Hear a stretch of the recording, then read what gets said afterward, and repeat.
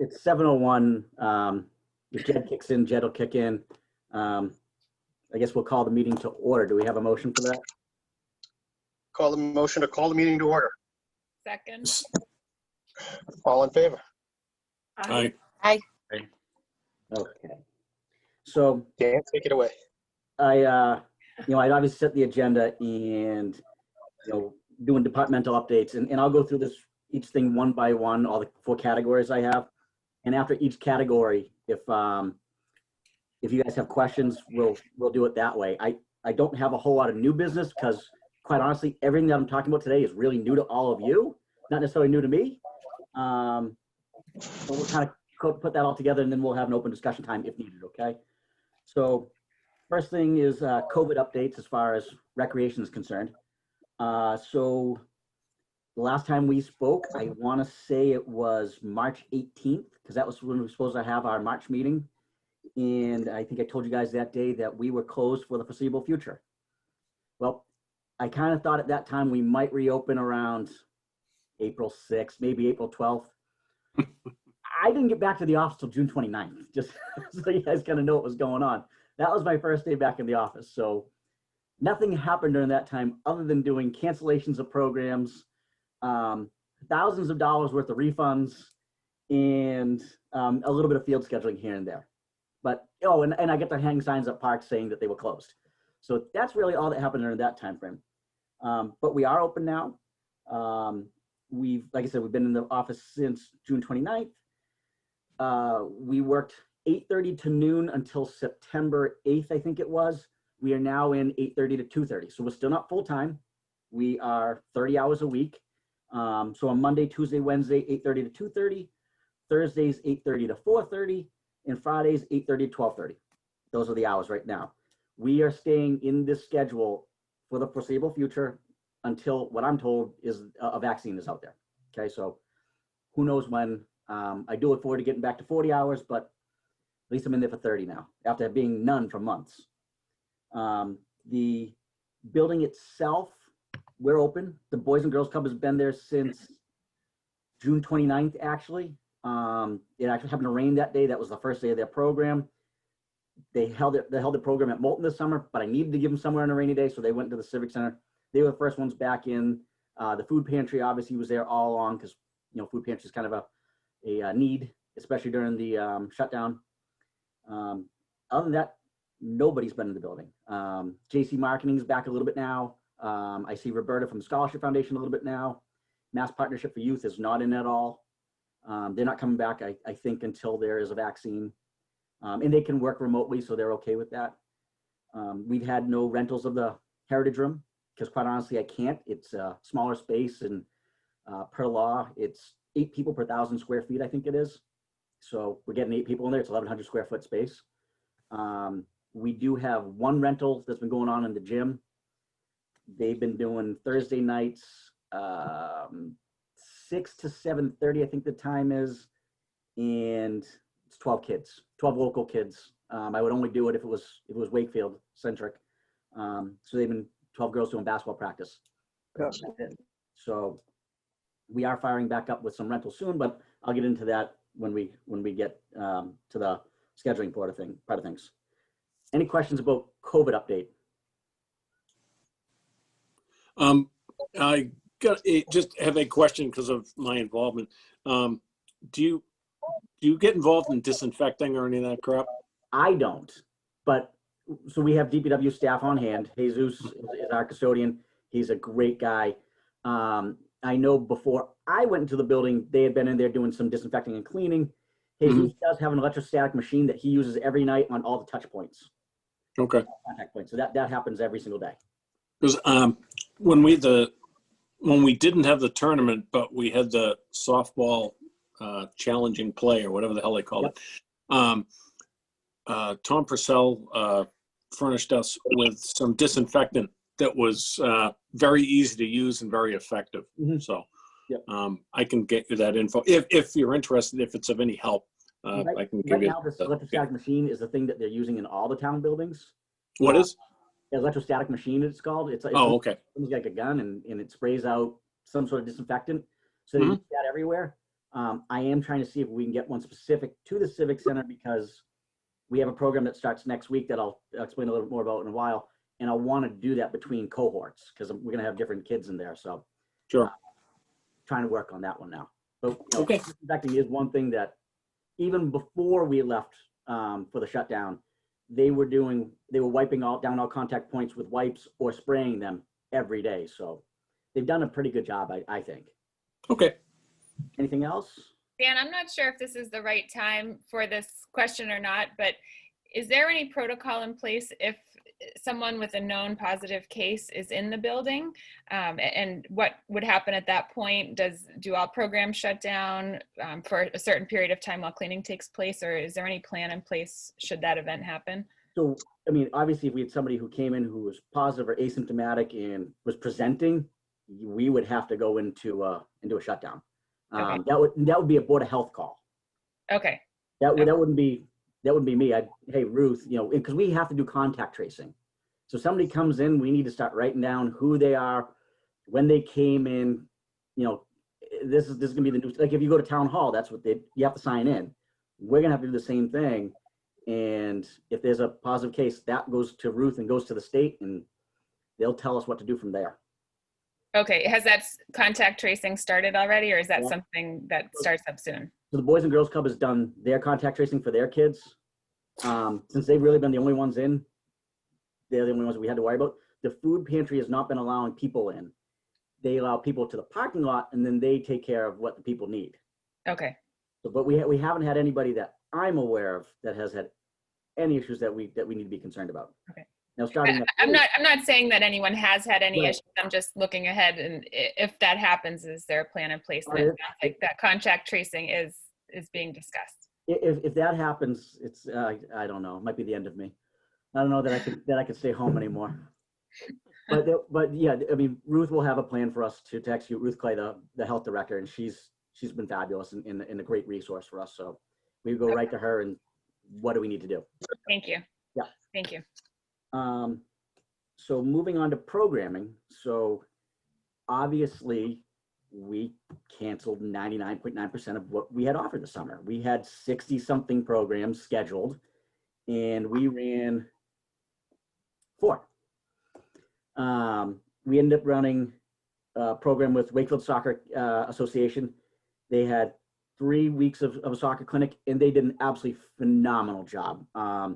They had got all their guidance through Matthews Soccer and followed that literally to the letter of the law. In the Matthews Soccer rules go way beyond what the state had recommended. Their first week, they had 30 kids. That was what they maxed out at for safety and staff purposes. As the summer drew on, they felt like we could open up to a couple more kids. So we had 35 kids who were ages, I want to say grades 3 to 5, the 3 to 6, sorry.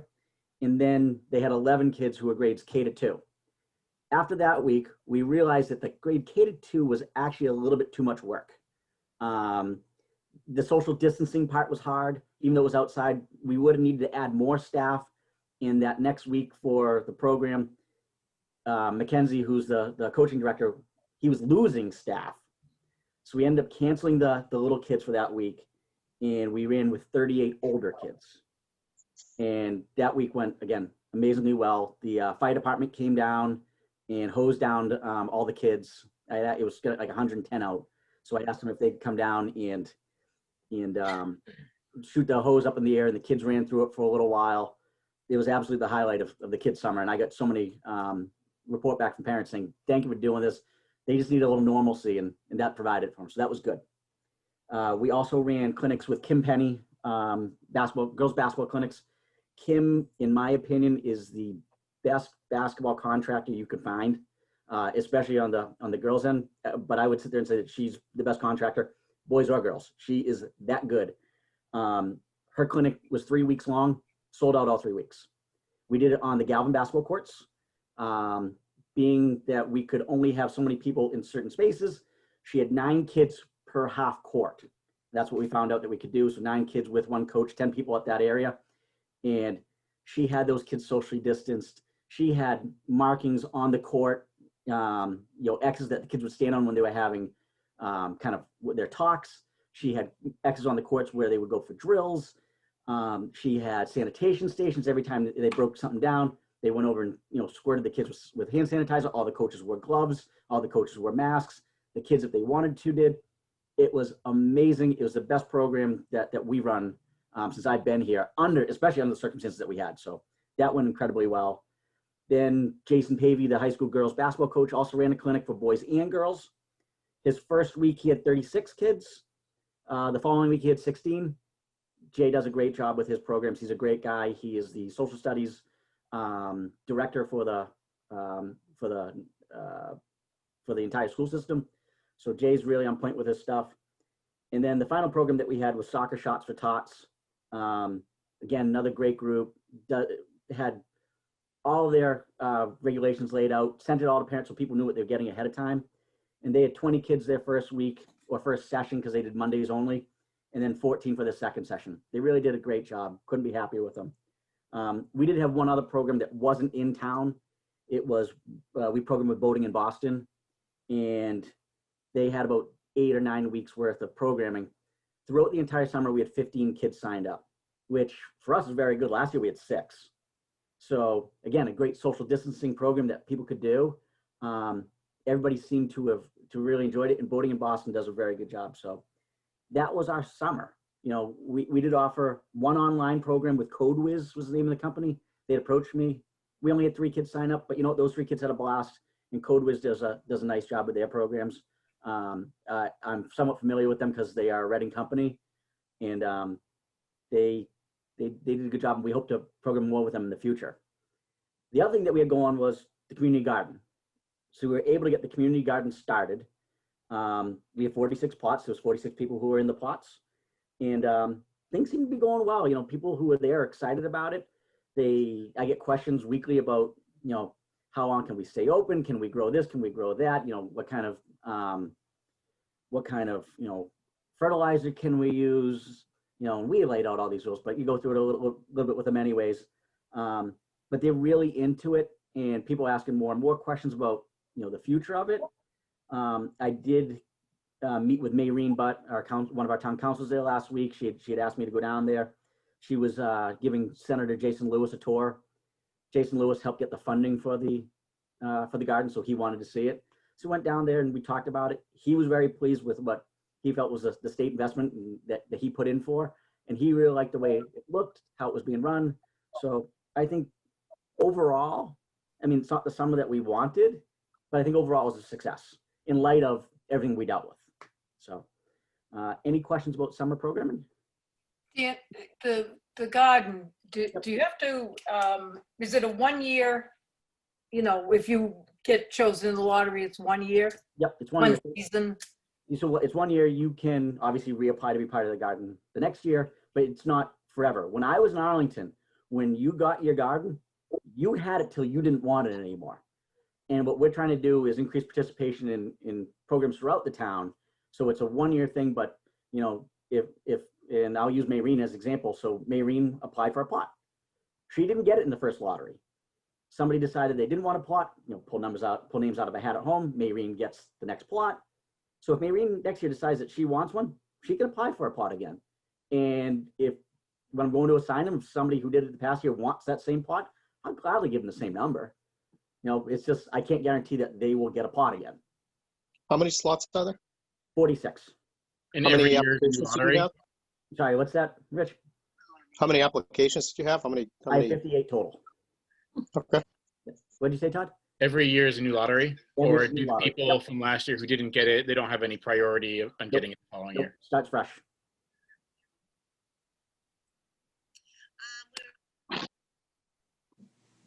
Anybody else? I thought it looked great. It seemed, I was there a lot for baseball games, and every time we were over there were always people gardening, and they were happy to talk to us. We liked walking around, and I thought it looked beautiful, and people really put a lot of time and investment into their plots. So it was fun to watch over the summer, just from my perspective as an It was outsider. amazing to see some of the stuff that they grew. I mean, I went through last week, like I said, and there was, you know, huge eggplants, you know, Yeah. big bell peppers, you know, some people growing pumpkins. I mean, there was a lot of cool stuff going on there. And I think as this evolves, it's only going to get better.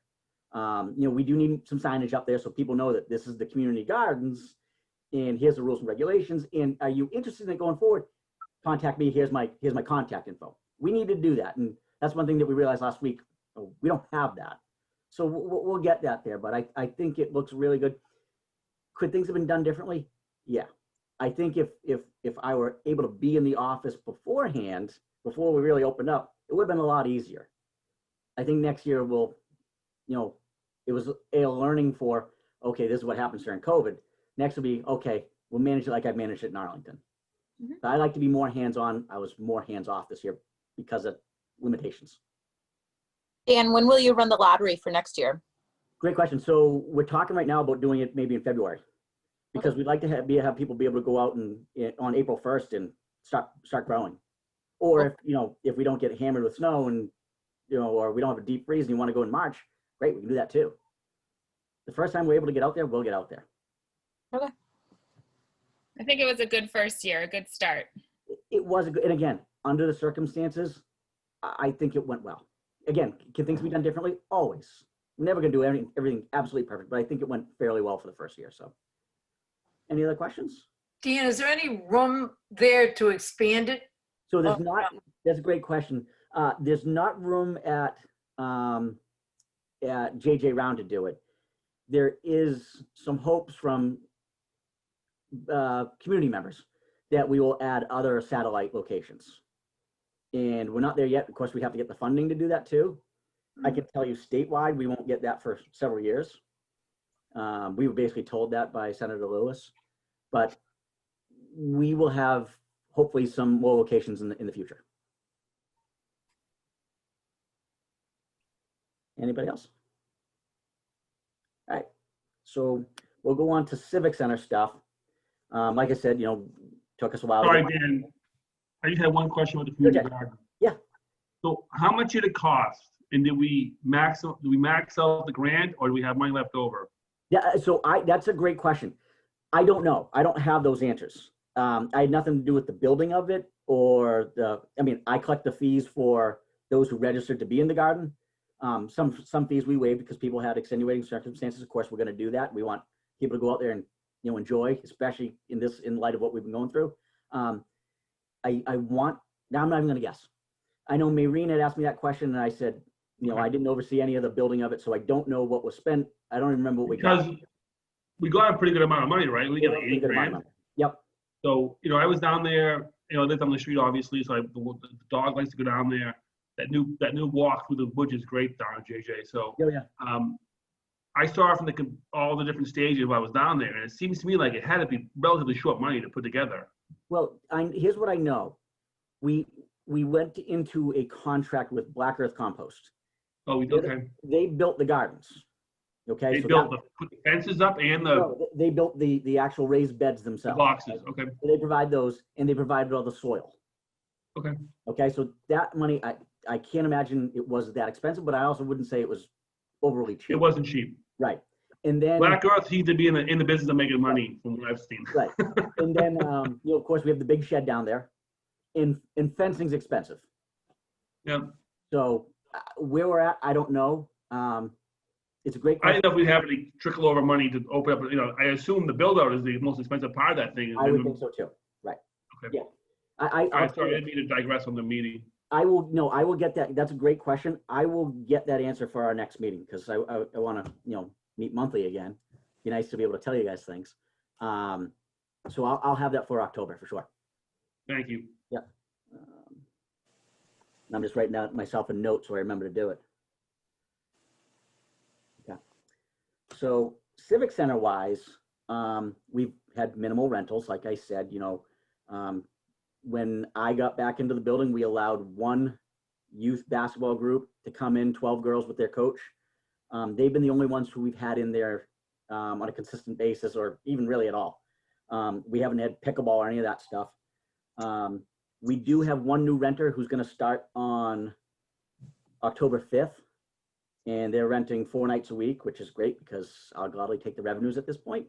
WBA isn't starting until January at this point, so I kind of got the blessing from Gina Shear to, go ahead and maximize the money that you can now.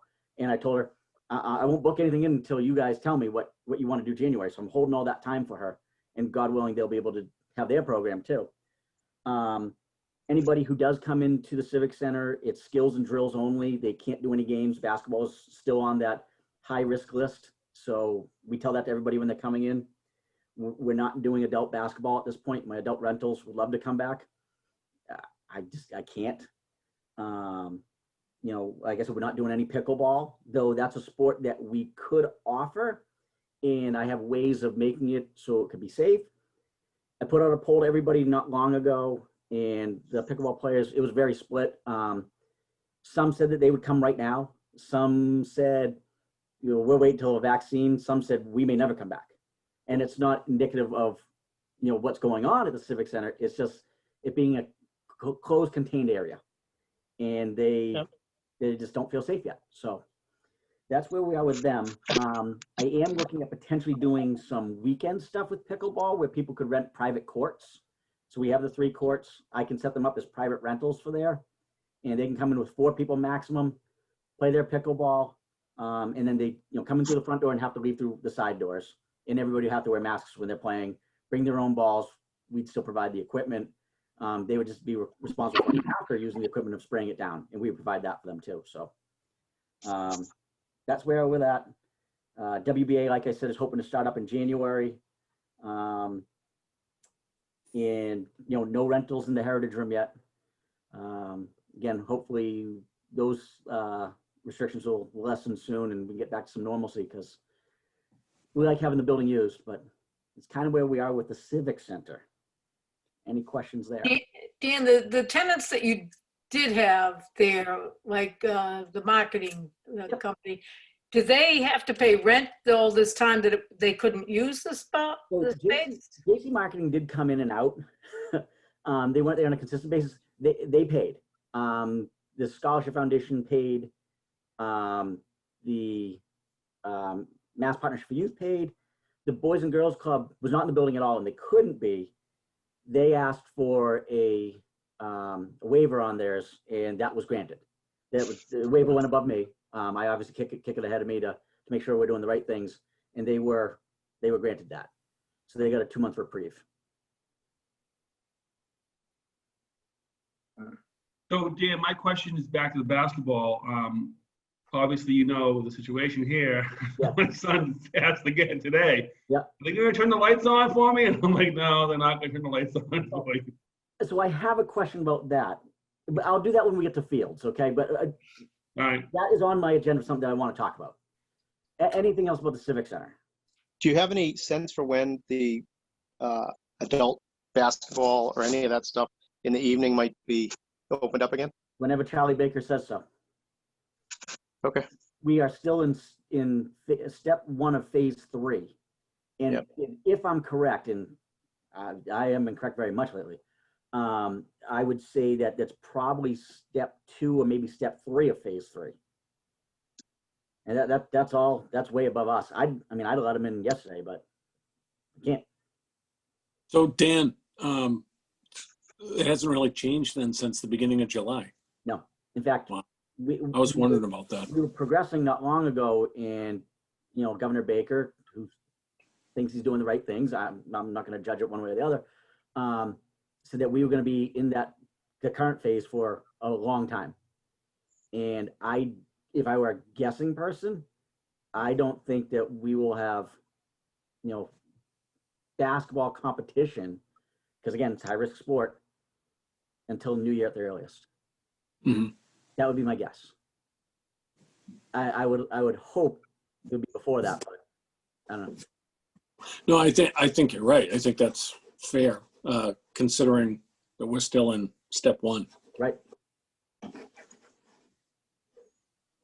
Anything else Civic Center related? All right. So on to field scheduling, or we'll do facilities because that's more apt in this. So facility-wise, in the spring, once we were able to rent out fields, so obviously there was no youth lacrosse, there was no youth soccer. When we were able to finally get fields open and people doing things, I got a lot of outside groups who were looking for requests. I asked our in-town groups first, do you plan on using anything? Because if not, I'm going to go to the outside groups. Everybody really worked with me. They were fantastic. So we rented one of the Galvin fields to Storm Lacrosse, a group out of Wilmington. You know, we charged them the out of town rate. We're happy to do that because it's a higher rate. We rented a field to Tufts Field Hockey. They were doing some sort of clinics, so that went really well. Then when softball season was over, youth softball was over, Tufts is really connected with us. I don't know why us, but they have. Tufts softball ran a couple clinics, so those have gone pretty well. And those were high-level clinics for kids who are basically recruits. They couldn't do it on campus, but they could do it off campus. So they ended up doing it at Veterans Field during the day for a couple days. So that's gone really well. Men and women's softball has gone on, and so far, knock on wood, things have been great. Women's softball's over. Men seems to be doing their thing. The Twi League went off this year. Only I think an 8-game season they played, and then playoffs, but they got their season in. Wakefield Little League had their season. They were fantastic. I can't say enough about the directors of softball and baseball in the senior levels. When I call them with, or text them or email them with, what do you have for space? Because I have a group that might be looking for something. They are so willing to work with us. It's so refreshing. The old administration, they were great guys, but they held on to their space, as tight as could be, whether they needed it or not. And I know that they felt at the time like the redheaded stepchild of the town and they didn't get enough. I understood that. I understood that there was past feelings that they couldn't let go of. The new group is, for me, as a recreation director, just the best group I've worked with. So I can't say enough good things about them. And I appreciate everything that they did for me to make things easy, because we were able to rent a lot of space to Rivals Baseball, an AAU program. And I've got to know the guys from Rivals, but I don't know them anything. They found, hey, can we do this? All right, so you reach out to softball and baseball. Are you okay? Is this space available?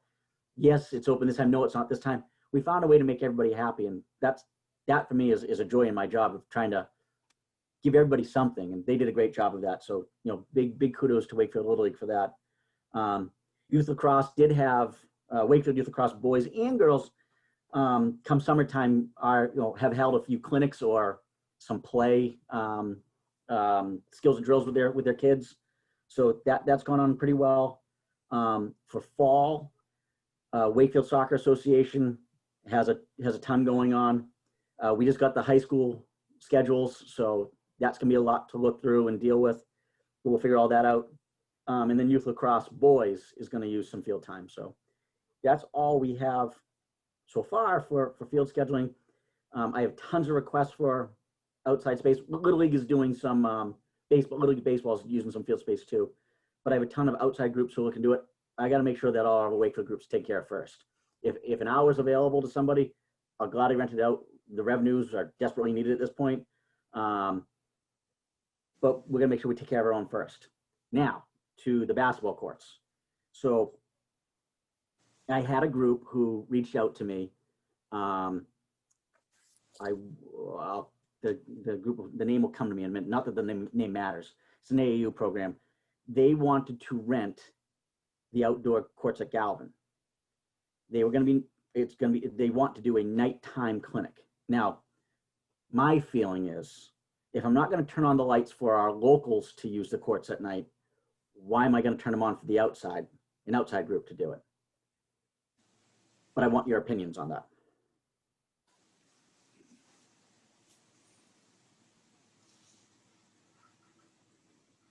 So Dan, you're saying you're not turning the lights on at night just for like kids to come by and play pickup at night? I'm not, or because technically pickup is is not Right. something that they're supposed to be doing, and I don't want to encourage that.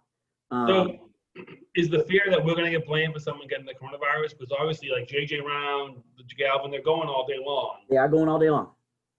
And when I drove by tonight, this guy's playing pickup hoops. That's right. Obviously, and that's my son texting me right now. Yep.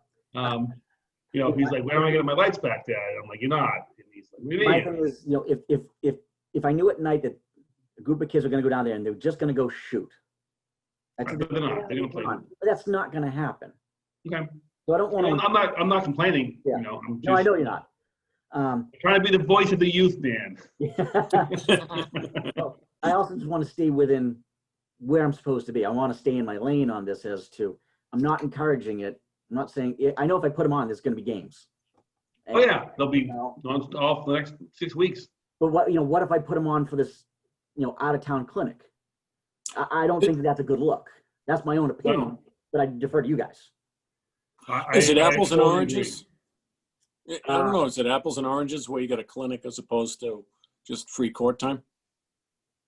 It is two different things. Well, I'll say this. If Jason Pavey called me and said, hey, Dan, I want to do a clinic. Yeah. Absolutely. We do it.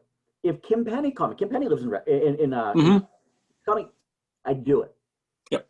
An outside group, and they have great intentions, but I don't know that all kids are from Wakefield. Yeah. Yeah, I don't know it that any of sounds them. like it sounds to me like it is a little bit apples and oranges. It sounds like as long as there's somebody responsible for making sure that the guidelines are followed as best they can be, then we're okay. But if it's just, they're not being followed because it's just open space, then we're sort of responsible. I don't know if that's true, but that's the way it feels. That's the way it feels to me too. But I know the perception will be, and rightfully so, well, we turn it on for people who aren't from Wakefield, but we won't turn it on for the people who are from Wakefield. I don't know. I think of it more as a clinic versus, But it's free not a- court time. But it But wouldn't be- that's all. Organized be- versus not organized. I agree. I agree with both Bob and Rich. It seems like an organized clinic, an organized group taking on the responsibility of making sure the COVID restrictions are followed is different from a group of kids gathering, or young adults or whomever gathering there on their own time. What if I added this in? Again, I'm playing devil's advocate on this. This isn't going to be a Wakefield Recreation sponsored clinic. This is a private rental who's looking to do their own clinic. So on maybe our space. So maybe that motivates the Wakefield groups to do it. Maybe they'd say like, hey, why aren't we doing that? Right. And then they do it. This is something. What type of a time commitment are they asking for, Dan? 6 weeks, 2 nights a week, 2 hours a night. So maybe we should kick it to Tom Mullen and say, let's get a waiver saying Wakefield is held, harmless if anything happens to Well, you. we would have that. We have that anyways, because With Corona language in there too? this is one of those. Then Dan, if the lights happen to be on some night by accident. Right. I mean, I've made schedule mistakes before. Yeah. Hey, the lights at vets are on sometimes, Oh, sure. This is one of those things that I would want to vote on from you guys. Somebody make a motion, whatever it is, positive or negative, and where to go with it. And I told the group, I said, I don't know how I feel about it. I said, part of me is I love giving the kids the opportunity. The other part of me is I know the public perception. And I think the public perception would be correct in that why are these out-of-town kids enjoying our facilities and our kids can't enjoy our facilities? It's because the out-of-town kids are being offered the opportunity. Somebody's stepping up and doing something, and there isn't anybody locally who's stepping up and doing it. Right. So I think it might actually be an advantage for us. It might be a way to motivate, more local use of the courts. Right. But that's just my opinion. Dean, what's your feeling on it? Because I can see the wheel turning. I think I think I could be swayed either way on this, but there's maybe is it more important about the perception, or is it more important about the revenue that they may bring,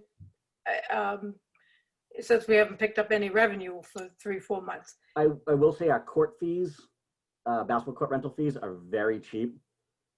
And I don't know that the revenue is that much that it's worth it. And we're talking a few $100. So what is our fee? What is our, so $20 6 an weeks hour. is a couple $100? $20 an hour. Wow. Yep. Maybe it's time to change those. Well, we're Geez, doing, maybe I'll rent a court. You know. Karen and I are doing a Bob, study. right now. you and I are going one-on-one. Yeah, You can't do one-on-one. That's illegal. You can only do drills. we'll have masks. It'll be fine. So Karen, just so you guys know, so Karen broke her foot a couple weeks ago, her right foot, so she can't even drive and come to work at the moment. Poor thing is working from home. One of the projects that she's doing is she's finding out what other communities are charging for space. And not just for, basketball courts, but for, BMX tracks and for turf fields and grass fields, and where are we in line with everybody else? So that's going to be a pretty deep study that at some point will come to you guys after we put together a proposal and see where we're at. That might even be a bump for youth groups. Our in-town groups pay $5 per head for the season. I can tell you in Reading they're paying, I want to say it's $18 per head for a season. That's a big difference. Some don't have any fee at all. So we're trying to find the similar communities in what they're doing and figure out what's best for us. Nobody wants to keep up with Reading and their fees. Oh God, no. They'll be paying $100,000 in taxes I don't a want to year. do that either. Trust me. Would I it touched be on worth that. a call to Jason Pavey or whoever, any of the young lady you mentioned? Yeah. To see if they might be interested in running a clinic like Bob says, that if, maybe we'd all feel better about it if some Wakefield groups were participating in it as well. Well, I know Kim has some interest. Hers wouldn't be at nighttime. Hers would be on, a Saturday or Sunday morning, and she and I will work that out. They don't need lights. They don't need so- lights, right. And when Kim or Jason do it, in Wakefield, they do it through me. I don't have any affiliation with this other group. Yeah, it's But I'm evolution. saying the perception but- of Pro the basketball. there's That's who it Wakefield is. groups using it and other groups using Right. it. I think Right. I'd feel better if the Wakefield groups were using it as well as maybe another group Yeah. that need a place to play. Yeah. I think though, and I'll agree with all that stuff, but I think what the kids want to do is play basketball. Right. They're not asking for the lights to be turned on so they can go down there and join up and do skills and drills. Right. They want the courts to be open up so they can play basketball. Well, then that could sway me the other direction then and say, you know what, then under the circumstances, until we can play basketball again, then nobody uses it. No, nobody uses lights. Because Right. we're not going down and kicking people off during the day. I mean, I guess But that's what I mean. Nobody's using the lights. you could find somebody to run a clinic and see what kind of numbers you get. And if you don't get any numbers, then I think you've got your answer on. I'm happy to do that. I mean, then that's revenues for us. I'll talk to Jason, see if he's interested, or John Walsh, who's Wakefield guy who's been involved with WBA. He and his co-director of programs he does, Paul Moran, who's another coach I think in Marblehead. They've done clinics through me for a couple summers. I know that they'd probably be interested in doing something. I just didn't know what the perception would be of, okay, we have lights on for this, but we won't do it for this. Even though we know what the guidelines are, people don't. They don't get it yet. And I hear it all the time. I have to remind every group, here's what you can and can't do before you use the fields. You make sure you're following all the COVID guidelines. Make sure everybody's wearing a mask. Make sure there is 6 feet of social distancing on sidelines. Make sure there's no more than 50 people at a facility. I have to remind them of all that. And some people are surprised when I tell them, like, this is not new news. This has been going on for months now. But Right. we try to educate everybody before they use the facility. Dan, who's monitoring these groups that are using the facilities to make sure they follow all those guidelines? So when I give a permit out to Little League, they are in charge of their facilities. Whoever I give the permit out to, they are responsible. If I get a call, and I haven't got one, that this group is not adhering to those guidelines, they lose their permit. Okay. So this group at night, this AAU team, they wouldn't be like running a practice where they're scrimmaging. They would also be doing like skills and drill Doing stuff. Skills and drills. Okay. That's what they tell me. Right. And I will say that they do know the guidelines. I mean, they have to, because they are AAU program and they are, you know, charging a lot of money. They have to know the guidelines. So it's like a different look than if we were able, if they were able to rent it and then run like actual games or something. I mean, the kids that want to use them, they want to play basketball and they'll see people on with the lights on, but those people are, you know, doing skills and drills. They're not playing pickup games. So it's a little bit different. Okay. I will say that when we started allowing groups to use fields, myself and Steve Mayo had gotten an email from somebody saying that there's a kid on the field right now who's from Melrose. Why is he allowed on our fields? And well, the field's open. I mean, anybody go to the playground? You know, we're not checking IDs at the door, but I know in this instance this is going to be an outside group. Yeah. You know, and I don't know where these kids will be from. I have told other groups who wanted rent space, said, listen, if all your kids are coming from white, green communities, I'll consider it. If you're in the yellow or red communities, I don't know that we want to go down that road right now. You know, I don't want to bring in somebody who's potentially a risk. Not that my question is this then. When Jason Pavey or Kim Penny runs a clinic, though, there's no guarantee they're off on Wakefield, right? They're opening their clinics to kids from out of town. We can do that, though. When somebody registers, I can make it for residents. We can say only Wakefield kids? I can do that, yeah. Okay. Yep. We had to do. I mean, Kim's big draw was Reading, obviously. That's what she was the coach forever. Right, and she, you know, she did have a bunch from Reading this past year. You know, but we knew, again, she wasn't getting kids, and I don't want to single out towns, but she wasn't getting people from Lynn, Revere, Chelsea. You know, the high area. Don't bring those Winthrop kids in. They're having all kinds of problems. Right, you know. So, and of course, we didn't have that issue back when Kim was doing her clinic, because we didn't know that these communities were any different than the rest of us. Now we know. Now the state has put out this information, so we're trying to follow it as best we can. Here's a question, Dan. If this same group was asking to rent the courts during the daytime and lights were not an issue, would you rent the courts to them during the day? You would? Yep. It's the lights, because I know that there's, I mean, I get at least one request a week from somebody asking when we're going to turn on the lights.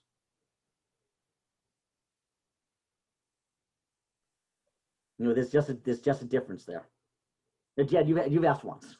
You know, but I get a couple of high school basketball players who have my number, who contact me and, hey, can we get the lights on? I'd love to. And great kids. Guys, I know you're gonna be playing games, and I can't do that. I don't want to encourage it. And it's such a slippery slope. Have you gotten any complaints about, I mean, you guys had said, I think, that there's games going on during the day anyway, but have we gotten complaints about that, or? I haven't yet.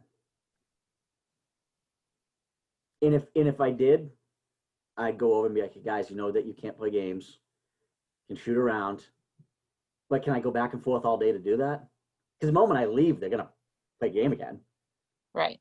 You know, I mean, and do I want to call the police on kids? No, of course not. No. So again, we're in such a slippery slope, and I don't want to shut it down, because I love seeing kids go and have some normalcy and play. Like, what is our responsibility here is I guess my question. And, you know, how do we want to enforce? No, I think it's an organized group that's doing it, and they're not bumping an organized Wakefield group to do it. They're not even competing with a Wakefield group to get court time. They're just asking for court time, right, and they're going to pay. So I don't know. And if the perception is that we're giving court time to people out of town, well, why aren't there people in town that are asking for it? You know? And it's still skills and drills, like you said. Yep.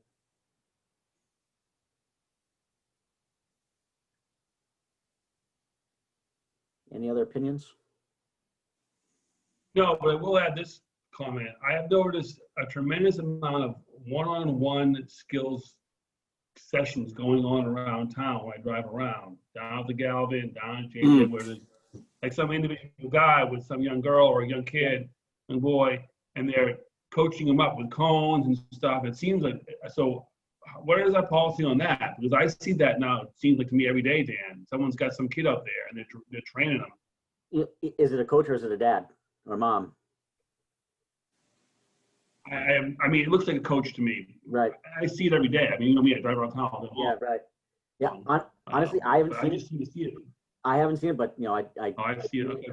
I admittedly don't see a whole lot of the basketball I court. mean, again, I don't want to, You know, I don't want to shut anybody down, but you know, my route from home, from my house in Greenwood to my office in downtown Wakefield is JJ Round, Galvin. You know, I go by both of them every day like 15 times.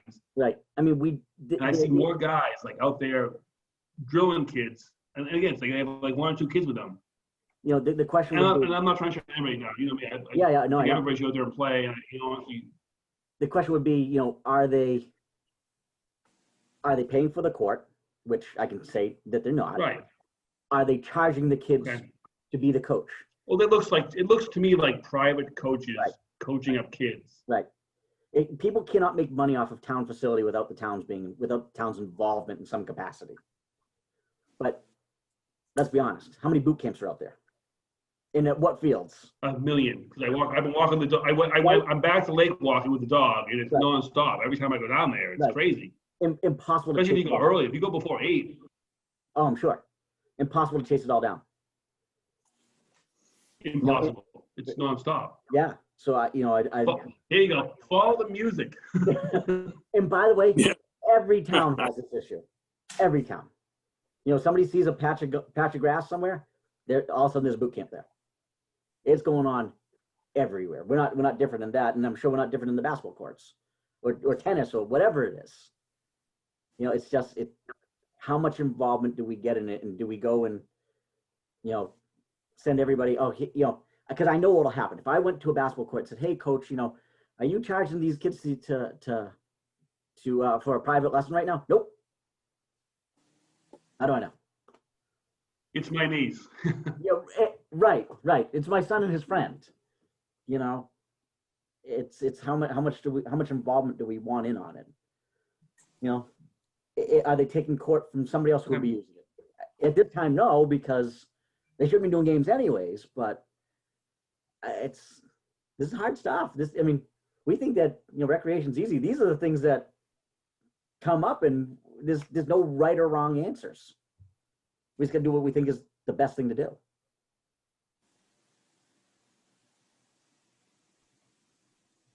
So what do we want to do about the basketball court lights? Or what do we want to do in regards to this AAU Evo basketball program?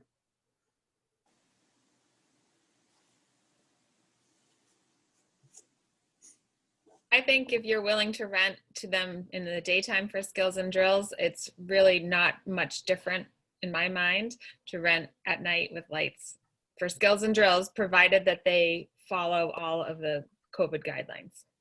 And if those guidelines should change, they change with the guidelines. Right. That's my opinion. And I would agree with that. I think you hit the nail on the head.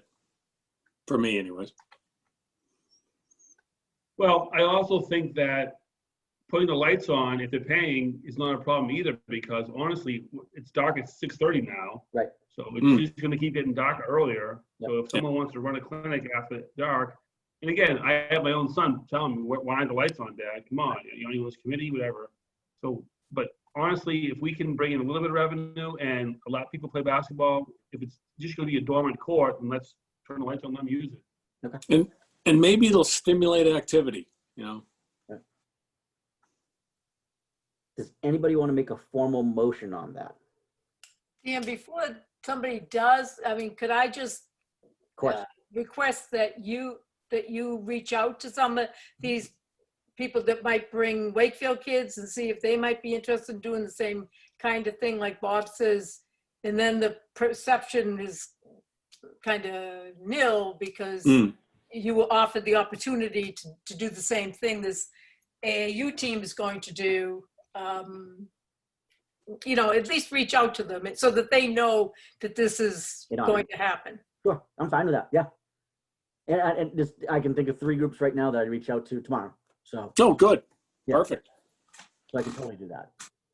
So, whatever motion we make will be contingent on a Wakefield, non-Wakefield group, Wakefield group not wanting that access. Right, because I mean, I can vote for, I you like know, what Annie and Bob are saying with a little less concern if I know that at least Wakefield groups were offered the opportunity, or at least knew about it, knew about the opportunity. I will say that makes me more comfortable with it.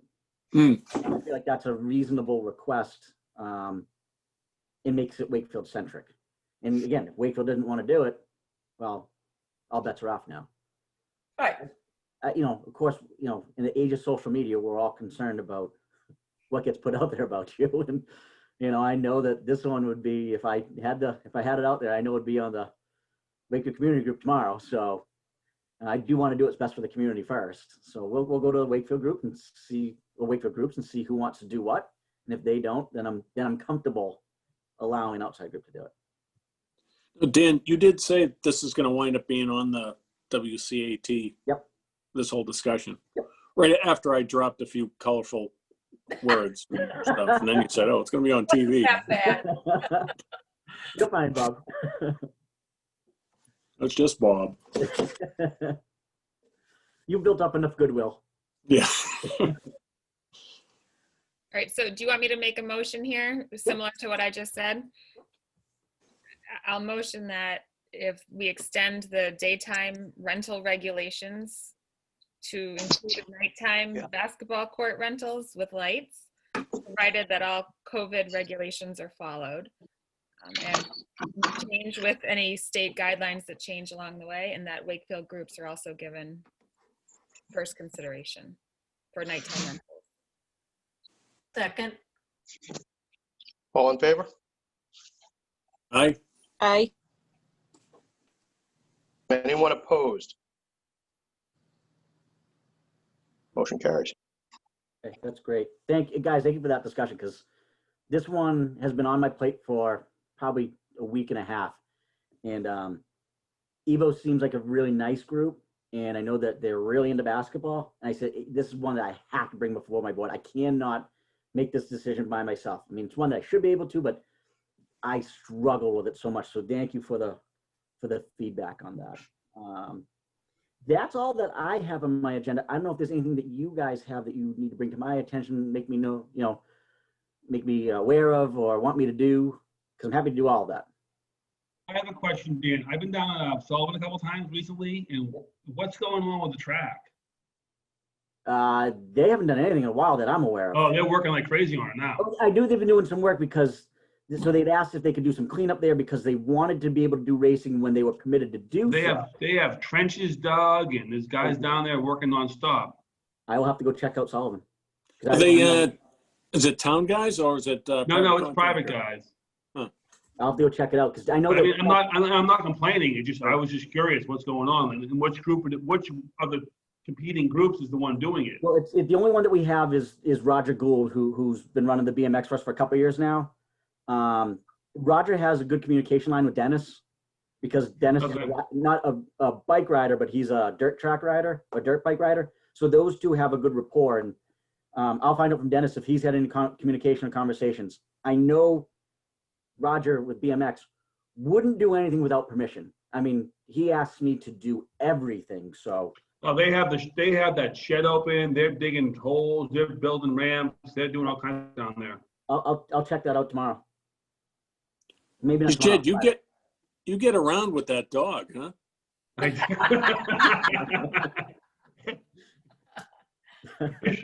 She's 12 now, Bob. She's getting up there. I don't know how much longer. She was a regular visitor of the Pirates bench, if you remember.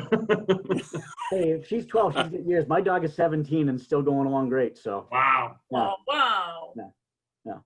Well, we have a puppy. Well, puppy was 3, and I swear she keeps a 17-year-old going. My wife told me that was going to happen, and I said absolutely not, and she was right. So, along with many things. Anything else?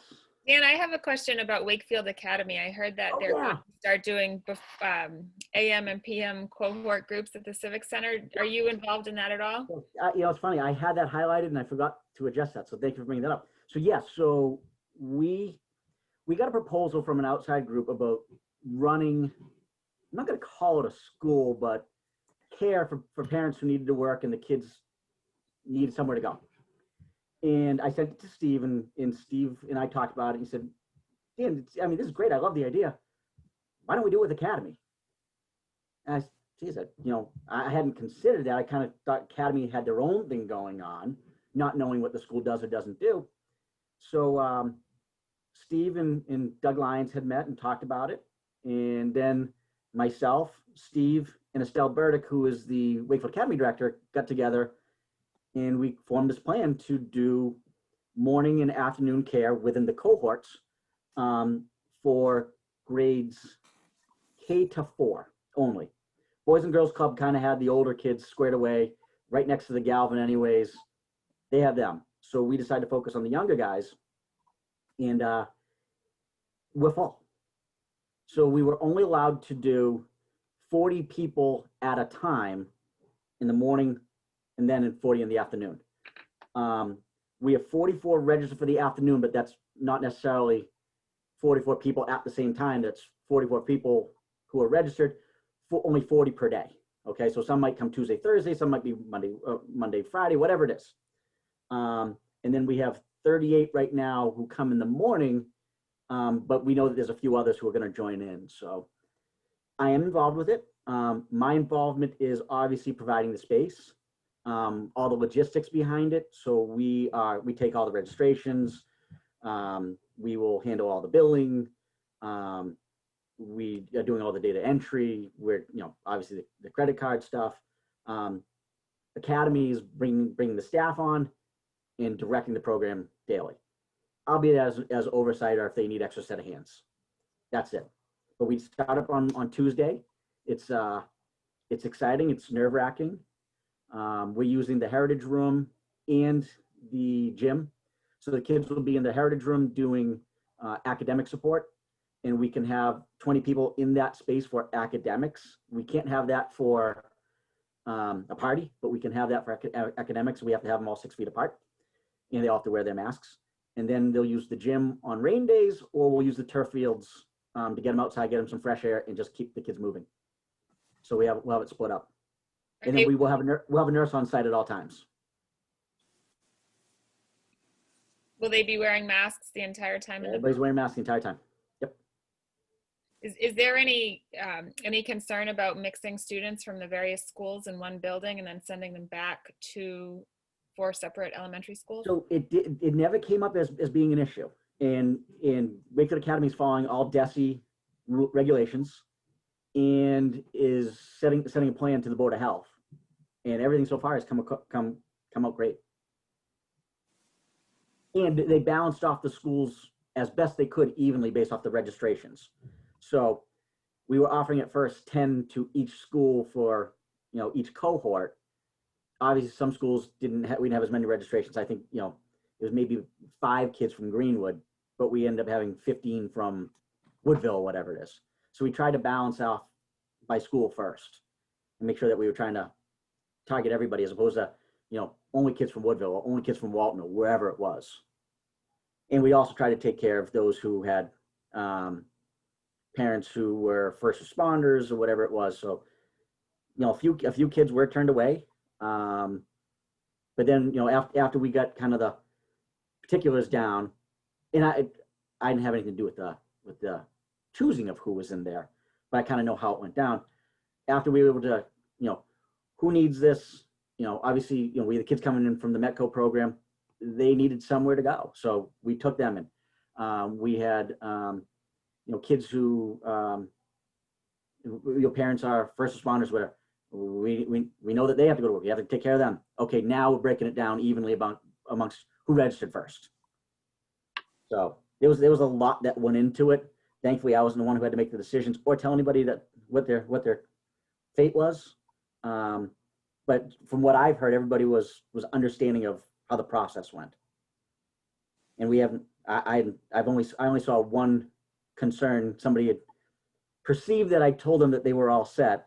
What I told them was they were all set with their registration. They had done it correctly, but they perceived that I put it as you're in the program. No, I was just telling you that you did it right because you had concerns about how you put it in. So that's the only complaint that we had.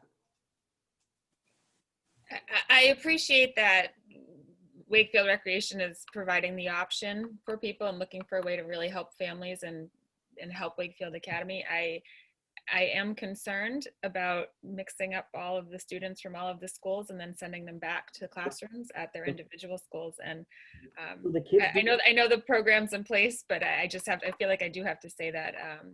And hopefully the contact tracing will be taking place and all of the procedures will be followed as they need to. Oh, absolutely. We have to.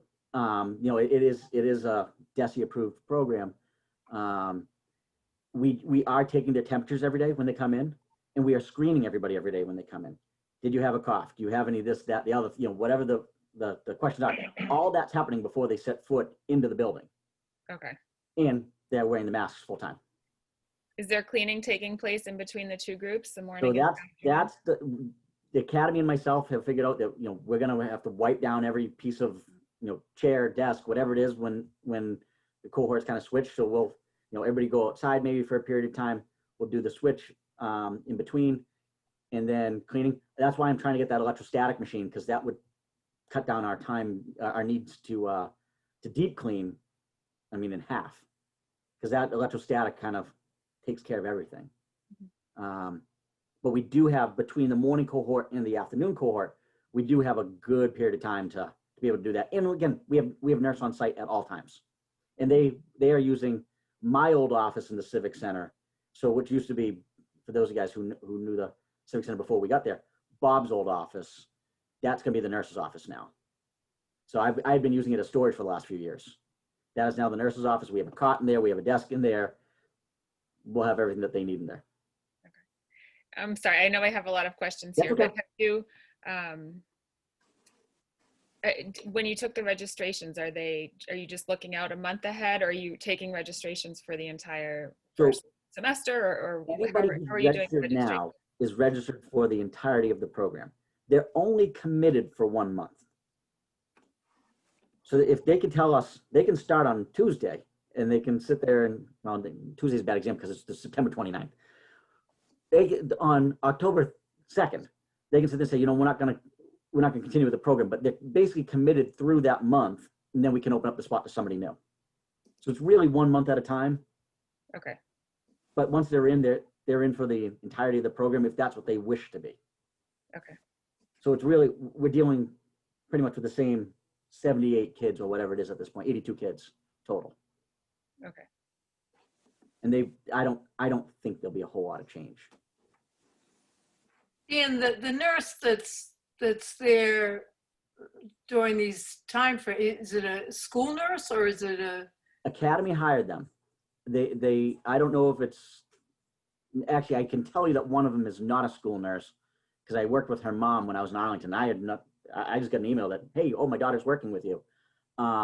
They are qualified nurses. They were interviewed by Academy. They felt comfortable with them, so. Okay. Yeah, and then they're paid staff. They're gonna be town staff for this program, or school staff for this program.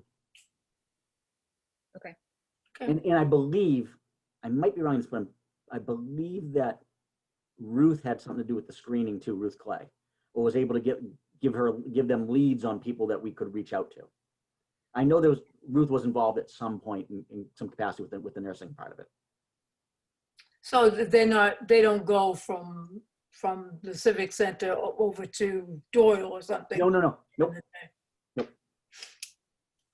Anybody who's working for this program is working solely for this program. And they're all Wakefield Academy staff. The Wakefield Academy staff are great. Yep. in my experience. Yep. So they're all Academy staff. Estelle took what she thought were the best of the best, and that's who she brought with her.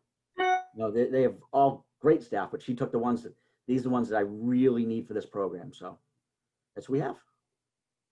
Okay, thank you. No problem. And honestly, anytime that, anytime there's questions, I'm happy to answer them. Answer them as best I can. Okay, thank you. And that goes for the public too. If they have any questions about it too, we'll do the best we can to answer them. I know you're always really good about getting back to people. I try. Appreciate that. I've missed a few in my day, trust me. And I've heard about it too. Anything else? No. That's all I have. You're muted, Jed.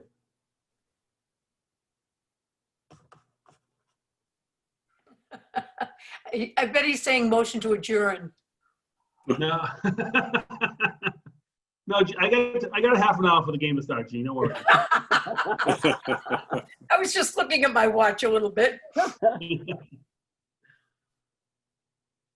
No? All right, anybody want to make that motion that Jed usually makes? No, I don't want it to stop.